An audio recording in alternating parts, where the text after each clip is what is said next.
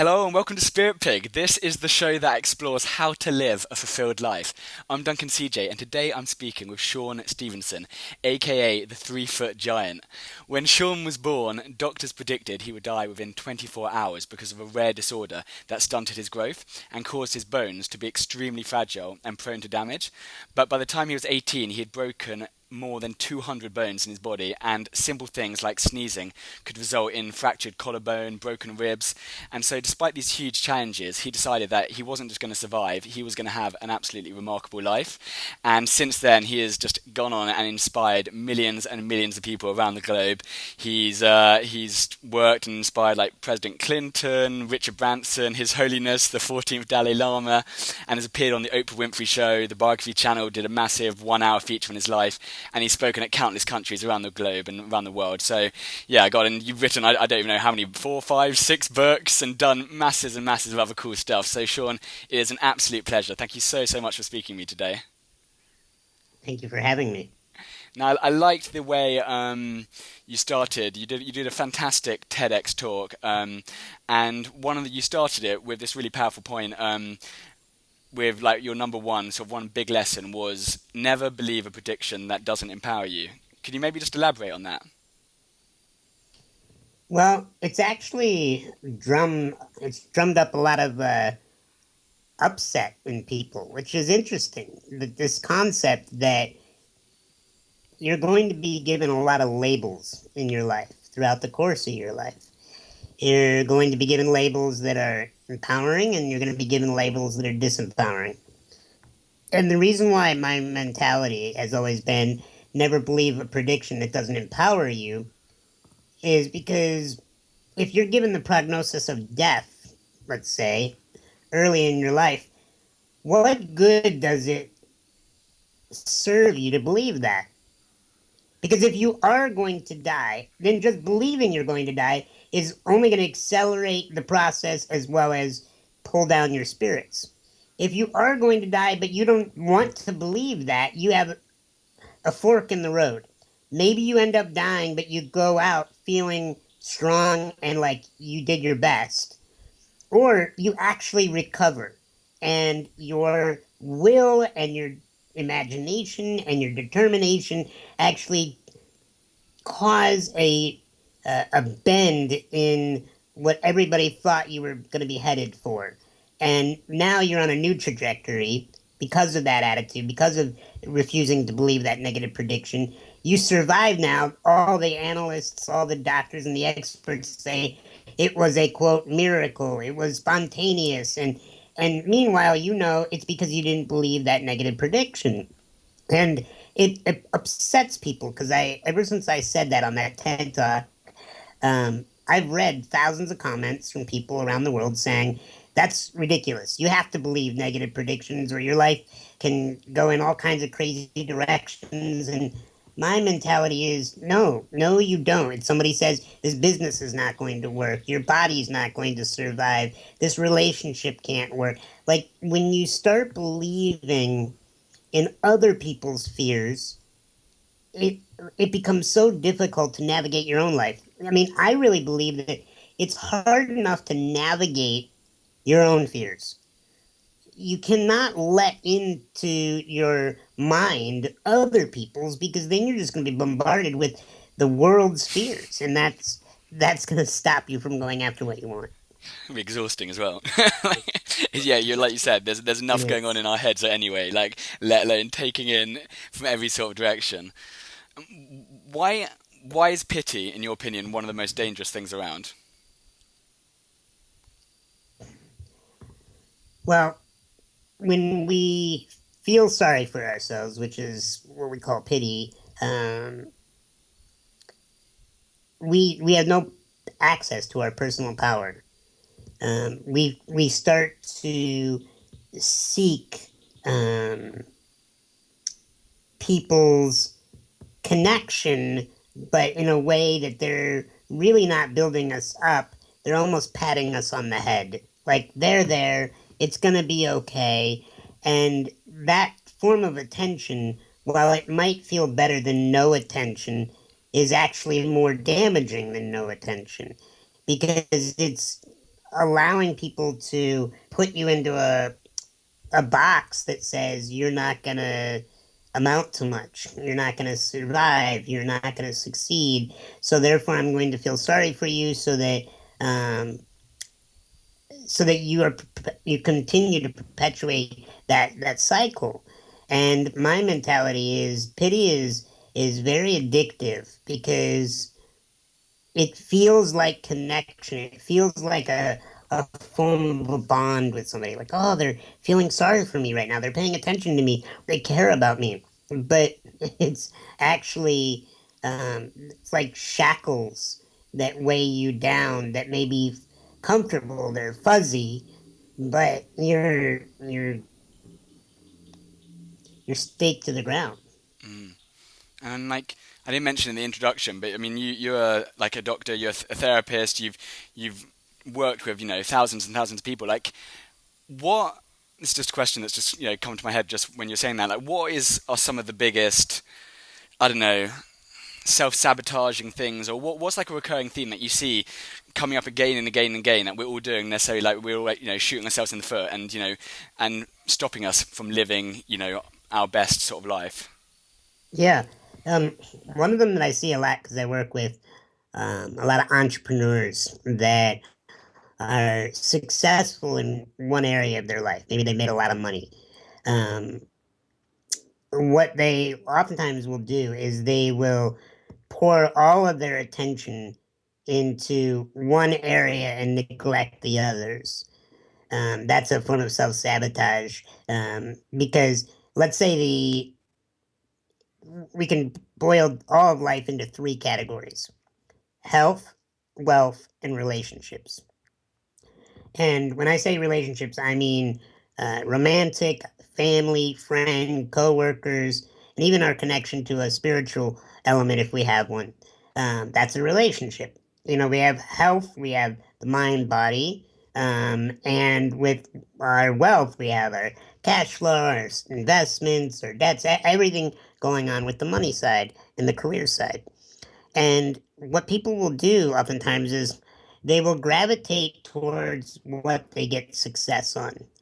And so they're like, let's say they struggle in business and in love, but they are really good at hitting the gym and they work out every day and they have an incredible body and they put all of their time and attention in their body.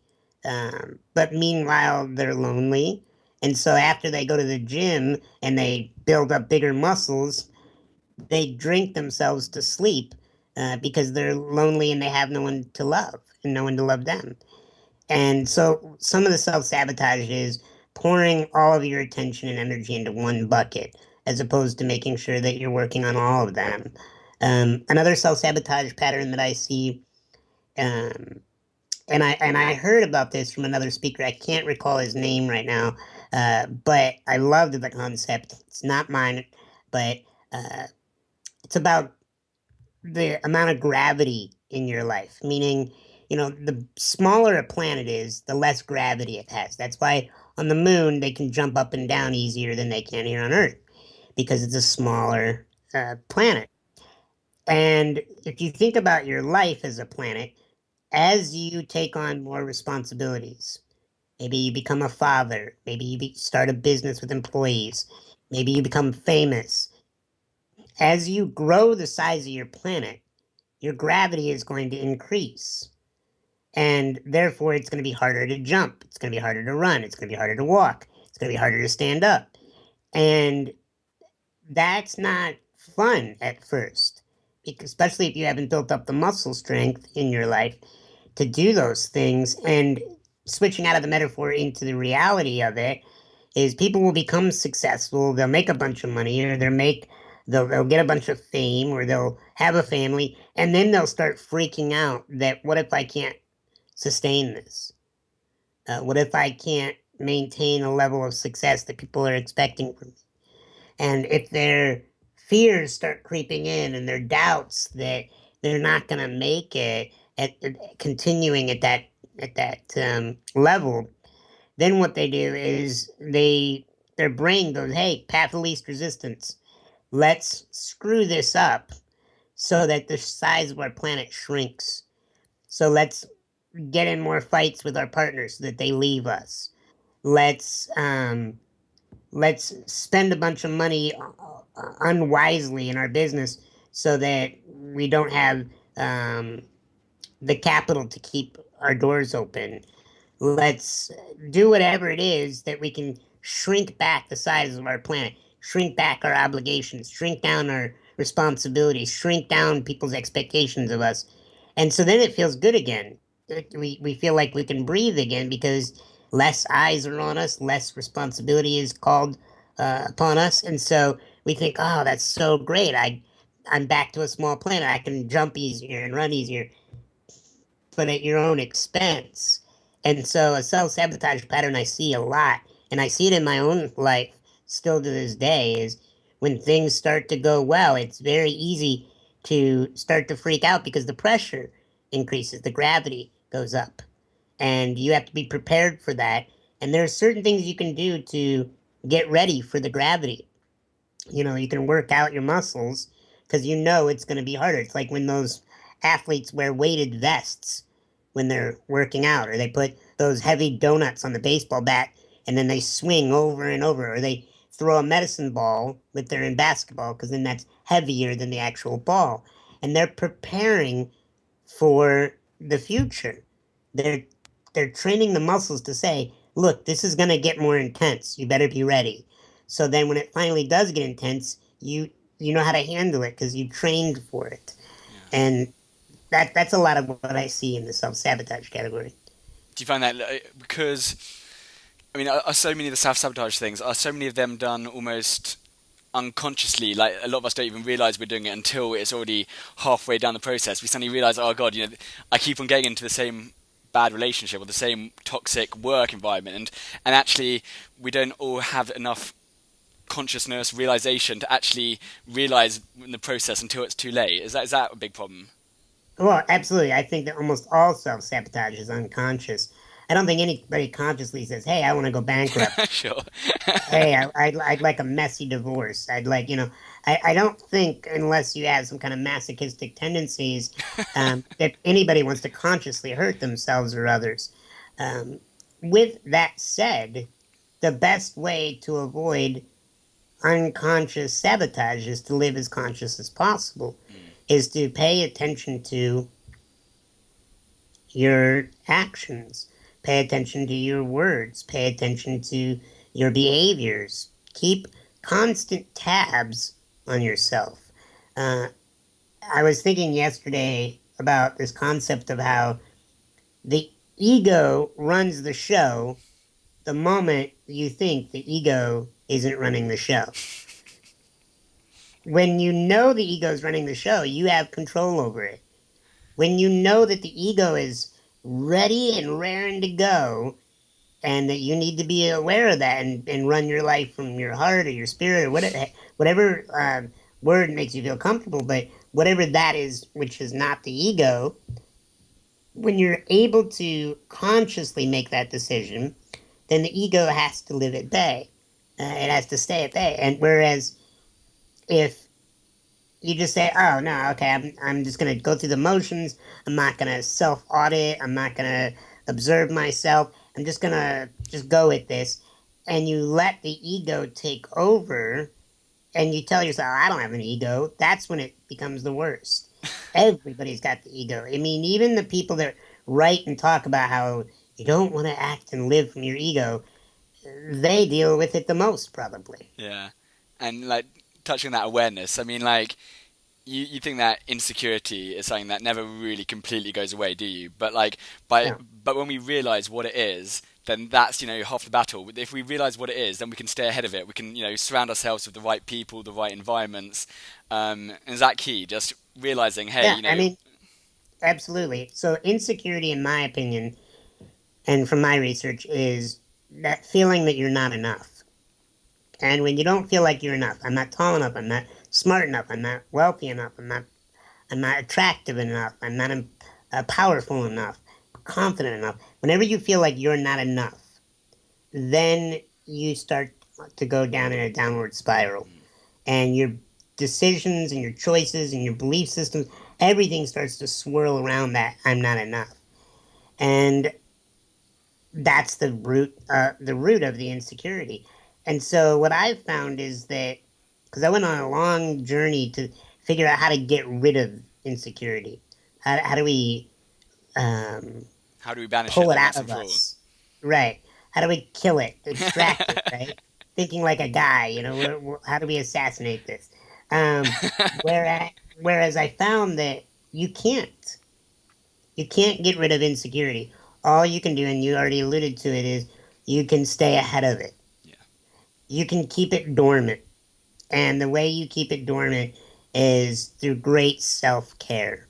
That when you take good care of your mind, your body, your spirit, when you're exercising, you're eating right, you're hanging out with positive people, you're listening to great programs like this, you're immersing yourself in an environment and a set of daily routines and rituals that build you up, then your insecurities, they don't flourish.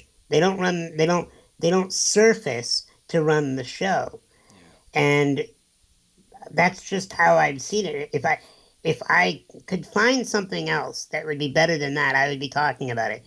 But everything I found that said it was going to eliminate insecurity that wasn't based on that was just a parlor trick. Mm. And it didn't last. And trust me, I've got a doctorate in hypnosis. I got a background as a trainer of NLP. I've gone to so many different courses where I was either told or hinted at that this was going to get rid of your insecurities. And what I found is it helped. It certainly didn't hurt having any of the techniques that I've learned, but they were all temporary. The only thing that lasts is putting yourself in an emotional and a physical environment that is nurturing you and that is a part of self care. Yeah, I mean, this is something which, I mean, I've heard about for years, but I just recently, in the last, specifically in the last month or 2 months, like every single book, audio, TED talk, everything I'm reading is just again and again and again. Like you are the average of the 5 people you spend the most time with, or like your environment, your network is your net worth, or just any kind of different spin on the same thing. Basically, the people you surround yourself with are the people sort of you become, and it's like it's just reminded me because I mean it's something like I've knew kind of intellectually, but I mean I don't think I really kind of really embraced it until kind of, it's kind of really hitting home recently. And it's something that I am still to this day, even though I'm writing the books and teaching this stuff, I'm still having to put into practice. I'm uh, every year that goes by, I probably have to take out one or two people in my network that have just become toxic. Maybe they're not negative, but maybe they're scarcity driven or they're underhanded. They're not above board in how they live their life. And it pains me to eliminate them because I may love them, I may care about them. But when you let a toxic behavior continue to be a part of your existence, you start to take it on yourself. And so you have to constantly be pruning the garden of your friendships. Mm. And touching on a second ago, when you were talking about sort of eliminating, like earlier, like, it immediately made me think about what we were talking about, sort of eliminating sort of insecurity, and you were trying to banish it once and for all, and actually realizing that's the wrong approach. Do you think that actually applies to a lot of the things which are maybe uncomfortable and scary in our life? Like when you said that, I immediately thought of like fear as well. Like, do you think that's almost looking at the wrong way? Like trying to banish fear once and for all is kind of missing the point. It's more like actually recognizing it, seeing fear for what it is, and then by having that sort of awareness, seeing it, then you can then just work around it, or you can then use the fear in like a positive way. Like you use that insecurity, and then you can, I know, build on it, stay ahead of it. Like, do you think not just insecurity? Do you think that applies to many things, like fears, like lots of other things which are, I know, scary, uncomfortable, but it's about how we actually view them and actually use them. Yeah. Well, I can tell you, like, the ego as an example. The ego is something that you can harness like a horse and ride it. And, you can use your ego you can compete with your ego. So, like, whenever you have a doubt, in the morning about, can I do this? Go to go to war with that doubt. Not war, but go into competition with that doubt and be like, you know what? Let's see. Let's see who wins today. Is it going to be this doubt, or is it going to be my dream, my vision that I have here? And see, what can you do today to prove that doubt wrong? Another thing with your ego is you can harness it to be like, you know what? Let's um, let's go out into the world and show people that their fears are false, and let's see how many people we can uh, get these concepts into their life, and you can then become competitive to take on fear globally, right? And by constantly referencing your own fears so that people feel in rapport with you, that you're not some kind of superior being that doesn't feel fear. And it's quite the opposite. You admit that you're dealing with this, and now you can get into dialogues with people. So I don't think it's about eliminating. I think you can harness it. You know, when I look at my life and the things that I've done, the stuff that I'm most proud of is the stuff I didn't know if I could do it or not. You know, it was the stuff that I had a lot of doubts over. You know, I'm not proud that I brushed my teeth because I knew I could brush my teeth. You know, I'm proud that I have a beautiful marriage because there was a period in my life where I thought, you know, is there a woman out there that would love me the way I want to be loved? You know, I'm proud of the business that I've grown because there was times in my life where I thought, you know, who would want to hire me? And same thing with my health and my friendships. The things that I'm proud of are the things that I didn't know if I could do or not. And the things that I'm excited about in my future are the things that I'm not quite sure if I'm going to be able to achieve. That's awesome. And I know that you are a big believer and practicer of visualization. Can you maybe describe why you're a big believer in visualization, and maybe give some examples of things like you visualized? Sure. So, visualization alone, just so we're clear, is not the cure all, end all, be all. I think a lot of people misunderstand visualization. They think that if the moment you start visualizing something, the universe rallies behind you and then it happens immediately. It doesn't really work that way. I think that visualization is a part of it's a tool that needs to be in your tool belt, but it's not the only tool that should be used. Um, so what I think visualization is important for is it activates the imagination. And when we're kids, we are encouraged to use our imagination. No one thinks we're crazy if we have an imaginary friend. No one thinks it's crazy if we want to play in the woods that we're soldiers, or when kids are playing like house and they're drinking tea that's not really in the cup. When we play out those games as kids, it's seen as normal activity, not weird at all. But if you and I got together and said, "Hey, want to have an imaginary tea party?" You would be like, "What? Hey, you want to go in the woods and pretend we're soldiers in World War II?" Like people would be like, "What?" But it activates the imagination when we start visualizing things. I have a niece and she's 2 years old, and when she's playing tea party and she thinks she's drinking that tea, she's visualizing, that she's feeding her teddy bear and she's feeding me, and there's no food there, but she's actively engaged. Now, speed that up to your adult days, and when you're actually wanting to achieve things in your career and in your life, you have to activate that same part of you. And that visualization is locking into something that you want in your mind. And then it's not just thinking about it logically, it's also bringing it into the emotional space, dropping down out of your head. And as my wife, Mindy Kniss, always talks about, she's like, the power is in your heart. That you have to emanate a feeling from your body that then drives you. It's not just an intellectual heady thing. And in NLP they talk about how imagination trumps willpower.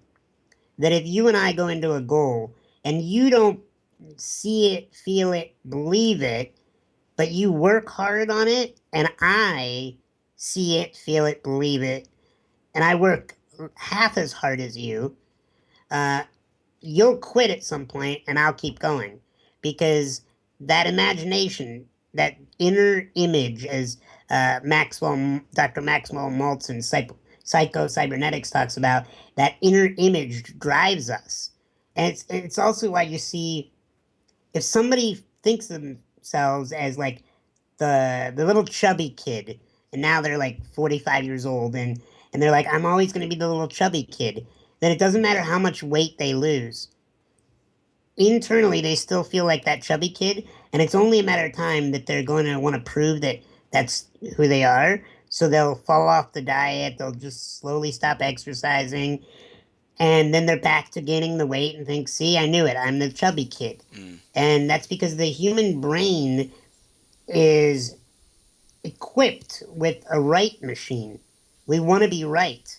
And the question is, what do we want to be right about? So like I want to be right about being a world thought leader that gets the human race to stop being so insecure and start acting from other spaces.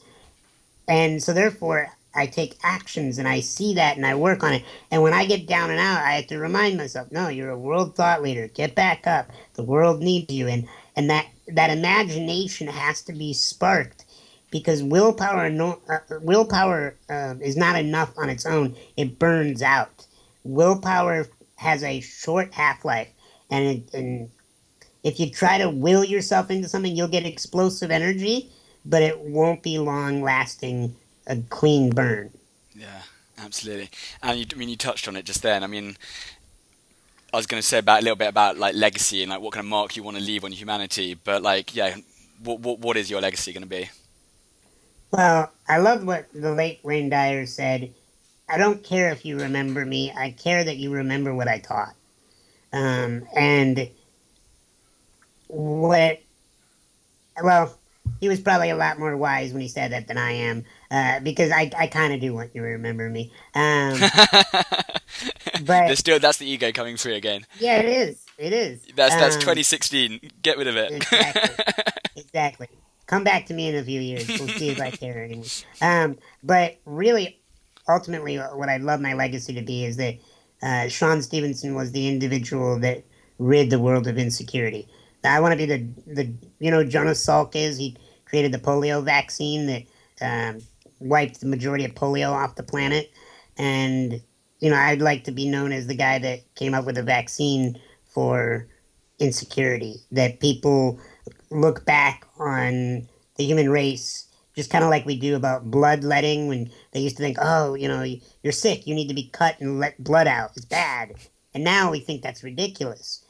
But it's only ridiculous because we know more now as a human race. And the same thing with our insecurities. I would love it.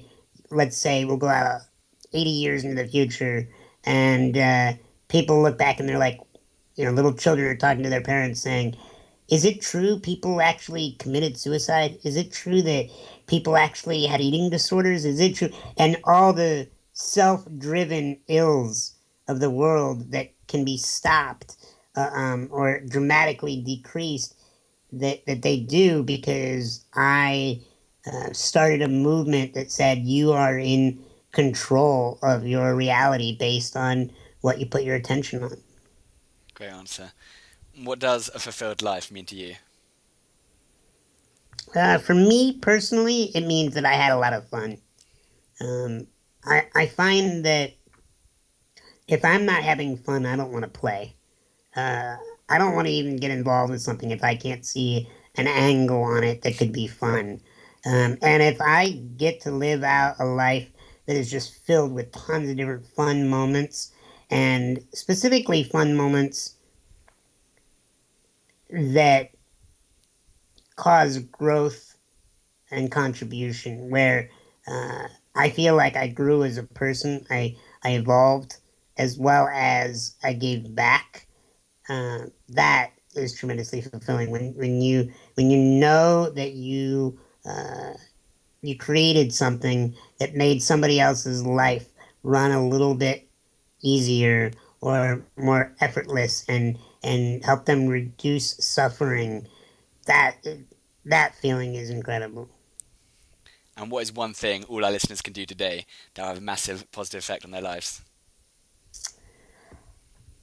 Create a when life works list. Sit down with a pen and paper and write out a set of actions in your life. When your life was working, what were you doing? Were you getting up at 6 a.m.? Were you working late? Were you, what kind of exercise regimen were you on? What kind of diet were you on? Who were you hanging out with? What were you reading? What were you watching? And put together a list of about, I don't know, maybe about 16 different things that you can do that are action oriented, that are self care based, that take care of you. And then pick four of them a day to work on. And if you achieve nothing else, just do those four things in one day, and your insecurities will have no power over you because self care is the cure to insecurity. Last but not least, how can people stay in touch, find out more about you and your work? Where can we send them? SeanStephenson.com. That's SeanStephenson.com. I have a book out called Get Off Your Butt, spelled BUT, all about your excuses, but I don't have the time. Um, and I host a lot of stuff on my Facebook page. So if you look me up on Facebook, I have a pretty sizable following, and I do a lot on social media to help people out absolutely free.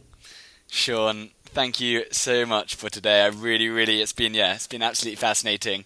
Thank you so much for giving up your time, and yeah, I'm gonna be going back listening over this one a couple of times. So I really It's appreciate it. Thank you. my pleasure.